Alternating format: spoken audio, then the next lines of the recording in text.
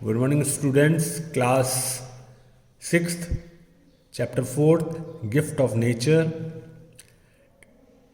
Trees are woody plant with a thick stem or trunk. जो trees होते हैं वो woody plant होते हैं जिसमें जो उनका stem होता है या trunk होता है वो thick होता है। ये एक कैरेक्टरिस्टिक है, यू कैन सी इट। अगर आप किसी भी ट्री को देखेंगे तो आप पाएंगे कि उसका जो जिस पे वो पूरा खड़ा रहता है, स्टैंड करता है, एक थिक एक पोल की तरह होता है जो बहुत राउंड शेप में होता है। इसको हिंदी में तना भी बोलते हैं। और ये वुडी वुडी मतलब आप लकड़ी का समझ लीजिए। तो इसको एक्चुअल में इसको ट्रंक या स्टेम्प बोलते हैं, right. Large areas of land covered with woody plants are called forest. और हम फॉरेस्ट किसको बोलते हैं? वो एरिया जहाँ पे बहुत सारे ट्रीज एक साथ हों, तो वो उस एरिया को क्या बोलते हैं हम? फॉरेस्ट।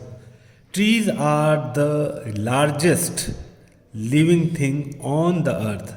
और ट्री वो चीज़ है जो हमारे यहाँ पे सबसे ज़्यादा लिविंग थिंग है अर्थ के ऊपर। They live longer than any other animal. वो सबसे जो ज़्यादा जो है रह सकते हैं, या यूँ कहें उनकी अगर दूसरे लैंग्वेज में बोलूँ तो उनकी उम्र जो है वो सबसे ज़्यादा हो सकती है किसी भी एनिमल से, इंक्लूडिंग ह्यूमन।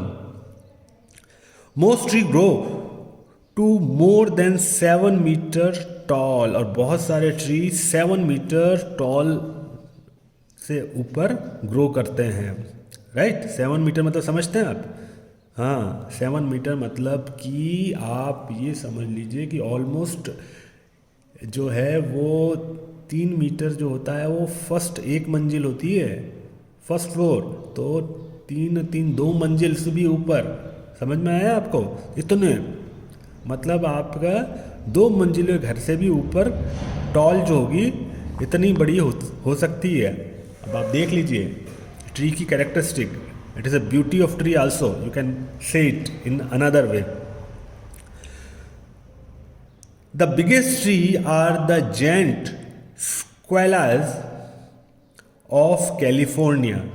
तो ये जो बिगेस्ट ट्रीज हैं उसका नाम भी है जेंट। जेंट मतलब बहुत बड़ा जो होता है उसको जेंट बोलते हैं, और उसका नाम है स्क्वेलाज ऑफ कैलिफोर्निया। और कैलिफोर्निया अमेरिका के अंदर है, यूएसए के अंदर जगह है उसके।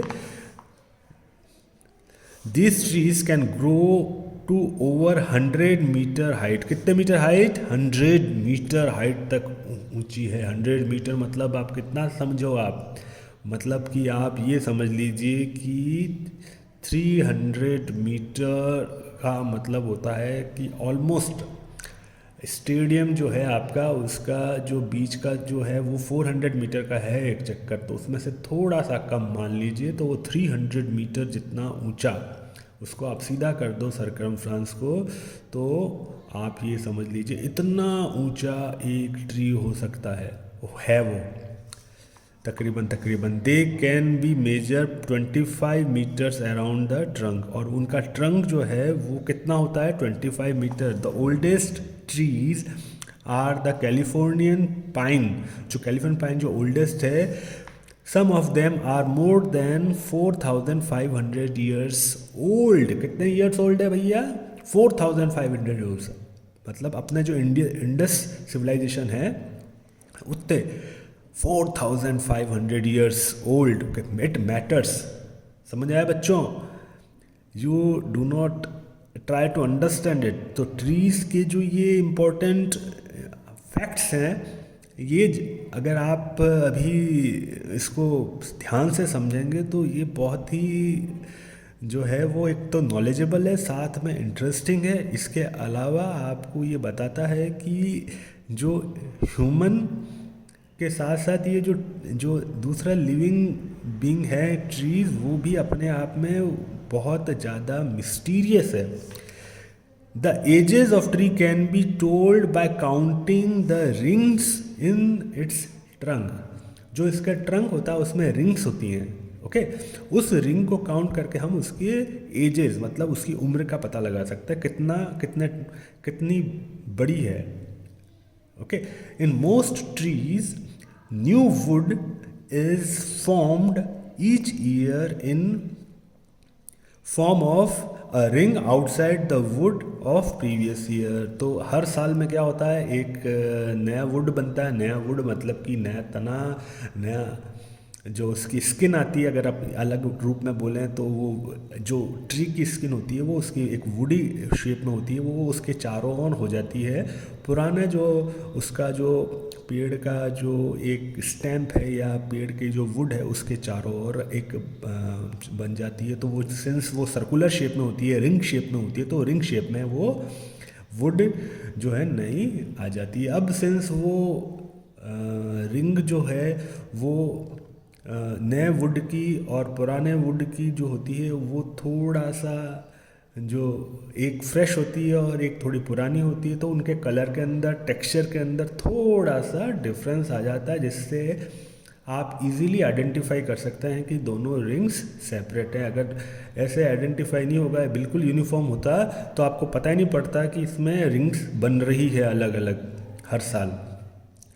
These rings, as be seen by on the swan trunk of a tree, are circular in shape. अब मैंने जैसे बताया सर्कुलर शेप में होता है, और कैसे पता पड़ेगा, जब हम एक ट्रंक, कटे हुए ट्रंक को, मतलब हम जब काटते हैं उसको, ट्री को या ट्रंक को, तो हम देखते हैं कि वो कटे हुए पोर्शन में एक सर्कुलर शेप में रिंग्स हमको दिखाई देती है। उसके बेसिस पे हमको पता पड़ता है ये कि रिंग्स हैं। Each ring of trunk represent 1 year of the tree life. और एक रिंग जो होती है वो 1 साल बताती है उसका। By counting rings we can tell the age of tree. और जैसे ही हम रिंग को काउंट करेंगे, क्योंकि 1 साल बताता है, तो हमको क्या पता पड़ता है, उसकी ट्री की एज पता पड़ती है। In a year of good rainfall the ring formed thicker than the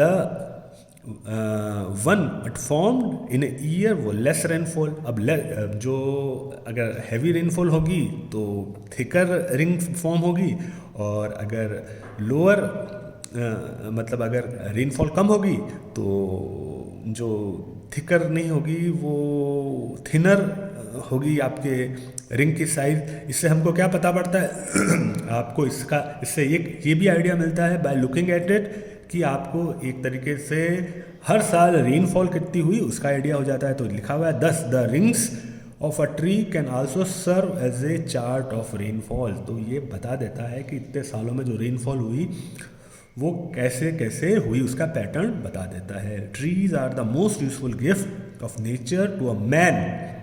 without a tree it would be a very bleak world.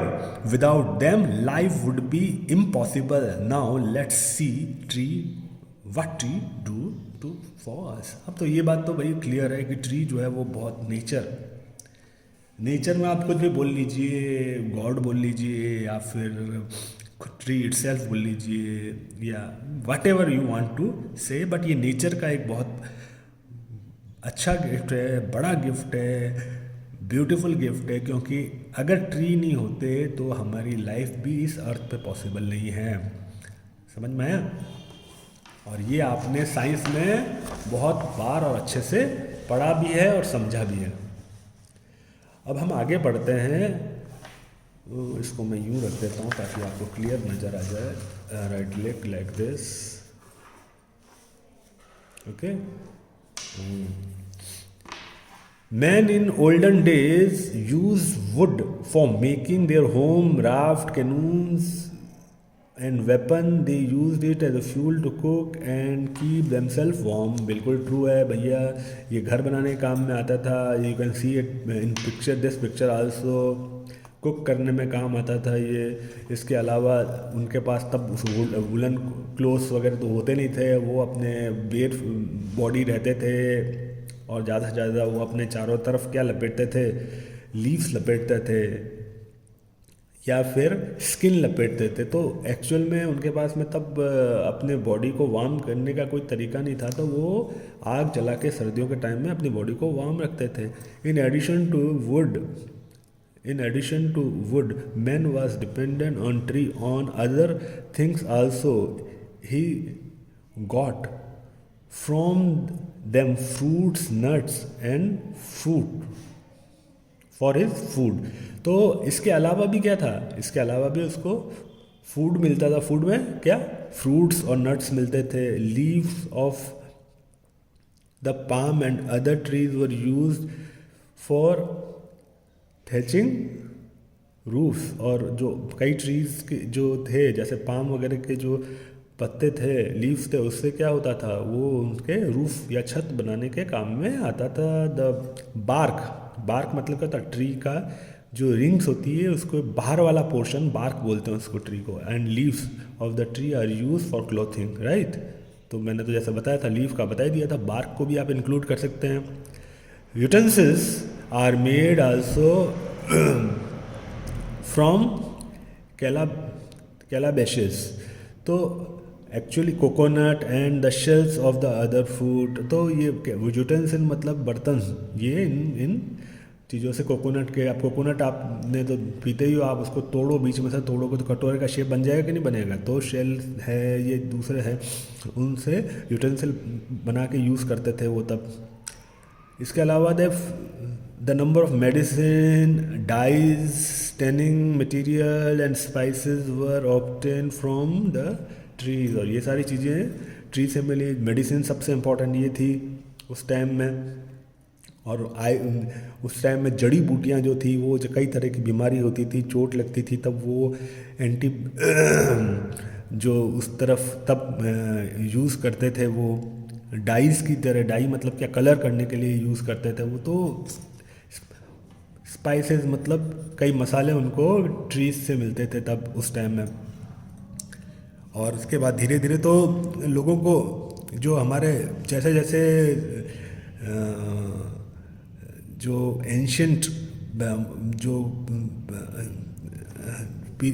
लोग थे, ये पीरियड था, उससे आगे की तरफ आए, मिडवेल पीरियड में आया, और मिडवेल पीरियड से मॉडर्न पीरियड में आया। तो वो एक जो टाइम के साथ में नॉलेज बढ़ा है और साथ में प्रोग्रेस तो हुई है, लेकिन उस टाइम में तो डिपेंडेंस और ट्री जो थी वो बहुत ज़्यादा थी। इस present time also man is no less dependent on tree. और आज के टाइम में भी वो ऐसी बात नहीं है। अगर आपको लगे कि भैया आप तो आसपास तो कोई ट्री है ही नहीं, कई लोगों के घरों के आसपास, तो लगता है कि उनको लगे, अगर किसी को लगे कि भैया ट्री में तो कोई डिपेंडेंस है नहीं, आज के ज़माने में ट्री नहीं हो तो भी चलेगा, तो ऐसा नहीं है। He has no doubt even invented many things that can take place of wood. It begins with use of concrete, steel, gas, plastic in place of wood। अब देखिए, वुड के जगह आज के ज़माने में प्लास्टिक यूज़ कर लिया, कंक्रीट, ग्लास, स्टील, ये सारे तो क्या है, ह्यूमन ने आज के में उसका रिप्लेसमेंट तो बना लिया है। But even the demand of would is increase vastly. लेकिन फिर भी जो है वुड का यूज़ बहुत जो है वास्टली, और उसकी डिमांड भी बहुत वास्टली यूज़ कर। आपको बताया तो बिल्डिंग मटेरियल के अंदर भी, बिल्डिंग के अंदर वुड अगर आप यूज़ करने जाओगे तो वो सबसे कॉस्टली पड़ेगा। For example, we need lot and lot of wood in making of paper, cupboard and packing cases. तो कहाँ पे वुड की ज़रूरत पड़ती है? पेपर बनाने में। जो आप कॉपी वगैरह यूज़ करते हो पेड़ों के कटने से ही बनता है। इसलिए मैं कई बार आपको क्लास में भी बोलता हूँ, हर जगह बोलता हूँ, अपने स्टाफ मीटिंग में भी बोलता हूँ, आपके टीचर्स को भी बोलता हूँ कि जो एक तो पानी कम से कम वेस्ट करें, और साथ में ये जो पेपर है उसको कम से कम वेस्ट किया जाए। आपको भी बोलता हूँ कि कॉपी के अंदर पेपर वेस्ट कम से कम किया जाए, क्योंकि ये पेड़ों के कटने से बनता है। Trees are invaluable for many another reason also. अब ये एक और रीज़न है जिसके वजह से तो वो इनवैल्यूएबल है, कोई इसकी वैल्यू ना मानी नहीं जा सकती, मतलब अमूल्य है। This supply us oxygen and without which no life would be possible. अब क्या करते हैं कि ये ऑक्सीजन देते हैं हमको, ये सप्लाई ऑक्सीजन करते हैं, और इसके बिना तो लाइफ जो है वो पॉसिबल ही नहीं है। तो ये बात तो है, there is oxygen in air but it is being constantly used up and turned into a carbon dioxide. अब इसके अंदर क्या है, ऑक्सीजन है एयर के अंदर, जो रेगुलर यूज़ होती है, हम सांस लेते हैं या कोई चीज़ जलती है या एनिमल सांस लेते हैं, breathing, whoever breathes, living organism like animals and humans, they breathe in oxygen and breathe out carbon dioxide. तो ऑक्सीजन जो है एनवायरनमेंट में जितनी भी वो रेगुलरली यूटिलाइज हो रही है, यूज़ हो रही है, और कहीं पे भी कुछ जल रहा है, इवन आपके घर में हीटर जल रही है तो वो भी ऑक्सीजन कंज्यूम कर रही है, ध्यान रखिएगा। इसलिए बंद कमरे में ज़्यादा देर तक हीटर चला के नहीं रखना चाहिए, और डॉक्टर्स स्पेशली छोटे बच्चों के रूम के अंदर रेगुलर हीटर चला के रखने के लिए मना भी करते हैं। तो it is very important, you should understand it कि रेगुलरली ऑक्सीजन कंज्यूम हो रही है, ख़त्म हो रही है, और उसको एक ही तरीके से बचाया जा सकता है, थ्रू ग्रीनरी, पेड़ लगा के। The green leaves of tree absorb the carbon dioxide. और ये ग्रीन लीव्स क्यों ऐसा क्यों, क्योंकि ग्रीन लीव्स करते हैं और with help of sunlight it breaks into carbon dioxide and oxygen, it breaks into carbon and oxygen. तो ये ब्रेक करते carbon dioxide, carbon is use by green leaf to make starch. Starch क्या होता है basically, starch होता है food, समझ में आया, ये फूड होता है।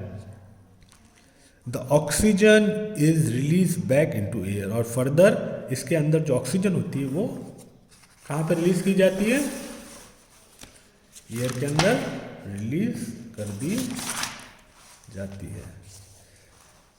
इसके बाद में हम आज इतना ही पढ़ते हैं, नेक्स्ट जो है बचा हुआ पोर्शन वो हम नेक्स्ट वीडियो में पढ़ेंगे। कोशिश करूँगा मैं आज या कल इसको कंप्लीट कर दूँ, और दोनों चैप्टर्स के क्वेश्चन सब मैं साथ में करवा दूंगा आपको। Thank you.